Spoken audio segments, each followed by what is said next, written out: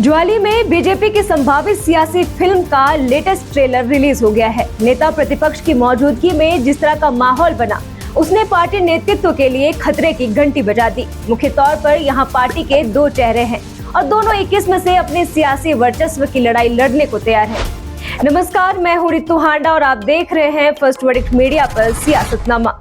आज चर्चा ज्वाली में बीजेपी की मौजूदा स्थिति की, आज चर्चा ज्वाली में बीजेपी की संभावनाओं की। अर्जुन ठाकुर और संजय गुलेरिया। पिछले 3 चुनावों से ज्वाली में इन्हीं दो चेहरों के इर्द गिर्द बीजेपी की सियासत रही है।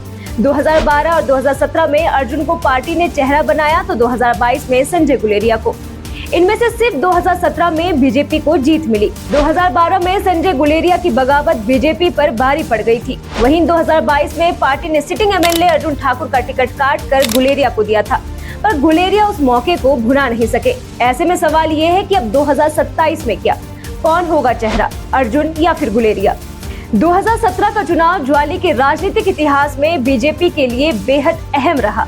उस चुनाव में अर्जुन ठाकुर ने कांग्रेस के वरिष्ठ नेता और लंबे समय से ज्वाली की राजनीति में मजबूत पकड़ रखने वाले चंद्र कुमार को 8000 से ज्यादा वोटों से हरा दिया था।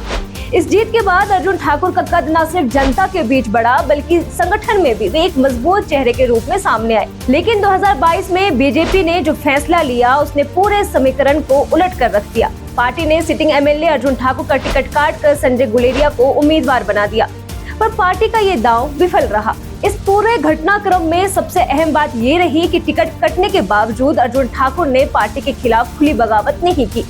जब प्रदेश की कई सीटों पर बीजेपी को अपने ही नेताओं की नाराजगी और बगावत का सामना करना पड़ा, तब अर्जुन ठाकुर का संयम और अनुशासन पार्टी नेतृत्व के लिए एक मजबूत संदेश था। राजनीतिक जानकार मानते हैं कि यही रवैया भविष्य में उनकी दावेदारी को और मजबूत करता है। वहीं दूसरी ओर संजय गुलेरिया की भूमिका भी कम नहीं आंकी जा सकती। 2022 में उन्हें जीत नसीब ना हुई हो, लेकिन पार्टी के अंदर उनका प्रभाव आज भी कायम है। लाजमी है इन दोनों ही नेताओं के लिए अगला चुनाव बेहद महत्वपूर्ण है। 2027 के बाद परिसीमन होगा, फिर महिला आरक्षण भी लागू होना है। ऐसे में स्वाभाविक है कि सियासी भूगोल और गणित दोनों बदल जाएंगे। यही कारण है कि दोनों नेता अभी से इलेक्शन मोड में दिख रहे हैं, पर यह स्थिति बीजेपी के लिए सुखद नहीं है। ज्वाली में बीजेपी असहज है और कला से जूझ रही है। ये सिर्फ कार्यकर्ताओं के जोश या उत्साह का मामला नहीं रह गया, बल्कि नेताओं की एकजुटता पर सवाल खड़े हो गए हैं। अगर बीजेपी 2027 में ज्वाली में कमल खिलाने का सपना देख रही है, तो सबसे पहले उसे अपने ही घर को संभालना होगा। ये कहना गलत नहीं होगा कि ज्वाली में कमल के फूल के लिए दो सियासी माली मैदान में डटे हैं। सटीक खबरें और उत्तम विश्लेषण के लिए देखते रहिए फर्स्ट वर्डिक्ट मीडिया।